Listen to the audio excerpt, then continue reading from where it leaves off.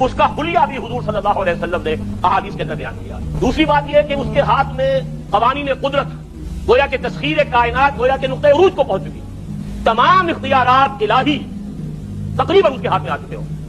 جو بڑے سے بڑے معجزے اللہ تعالیٰ نے نبیوں کو دیے ہیں وہ معجزے کر کے دکھائے گا۔ وہ مردہ کو زندہ کرے گا، مردہ لوگوں کی افواہوں کو لے کر آئے گا، ان کی روحوں کو، اگرچہ جھوٹی روحیں ہوں گی، وہ شیاطین جن ہوں گے جو ان کا بیس بدل کر آئیں گے، لیکن یہ کہ وہ لوگوں سے کلام کریں گے۔ یہ اسپرچولیزم جو اپنی انتہا کو پہنچا ہوا ہے یورپ میں اور مغرب میں، یہ در حقیقت اسی کا ایک مظہر ہے۔ وہ کھلے بیابان کو کہے گا، جہاں بالکل ڈٹیل جو ہے وہ صحرا تھا، وہ لوگ گلزار کر دے گا جب چاہے گا، جب چاہے گا، جہاں چاہے گا بارش برسائے گا۔ فاصلہ اس کے لیے بے معنی ہوگا، اس کی سواری وہ ہوگی کہ جس کے دونوں کانوں کے درمیان فاصلہ 80 ہاتھ کا ہوگا۔ یہ سارے جو آج آپ کی اس ٹیکنالوجی کی جو انتہا جا رہی ہے اور جدھر جا رہی ہے، اس کو اچھی طرح سمجھ لیجیے۔ آج سے 100 سال پہلے شاید انسان ان چیزوں کا تصور نہ کر سکتا۔ کوئی سواری ایسی بھی ہو سکتی ہے جس میں دو کانوں کے درمیان کا فاصلہ جو ہے وہ 80 ہاتھ کا ہو۔ آپ کے یہ سارے جیٹس جو ہیں وہ کیا ہیں؟ ان کے رڈارز جو لگے ہوئے ہیں، دونوں کان، اس کا ایک قدم اگر مدینے ہوگا تو دوسرا بیت المقدس میں ہوگا۔ اس کی آواز پوری دنیا میں سنی جائے گی۔ سنی جا رہی ہے کہ نہیں؟ یہ ساری قدرت، ساری قوتیں، تسخیر کائنات کلیتاً ایک آدمی کو چیر کر دو ٹکڑے کرے گا، دونوں ٹکڑوں کو علیحدہ کرے گا، اس کے درمیان چلے گا اور پھر ان دونوں کو جوڑے گا، کھڑا کر دے گا۔ احادیث میں ساری موجود ہے۔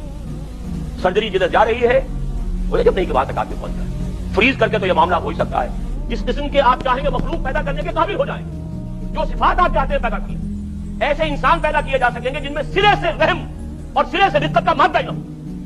ہیومن روبوٹس، جن کو جہاں سے جو حکم ملے گا، جس کو کہا گیا قرآن مجید میں ایسے خلال اور شداد لوگ پیدا کر دیے جائیں گے جن کے دلوں میں کوئی رحم نام کی کوئی کسی شے کا شائبت۔ آدم کی تخلیق سے لے کر قیامت کے قائم ہونے تک ان دونوں کے مابین دجال کے فتنے سے بڑا فتنہ کوئی نہیں۔ حضور نے فرمایا کہ نوح کے بعد کوئی نبی اللہ کا ایسا نہیں گزرا جس نے اپنی قوم کو، اپنی امت کو دجال کے فتنے سے خبردار نہ کیا ہو۔ تو اے مسلمانوں، میں بھی تمہیں خبردار کرتا ہوں، یہ دجال دو دلیل کرے گا۔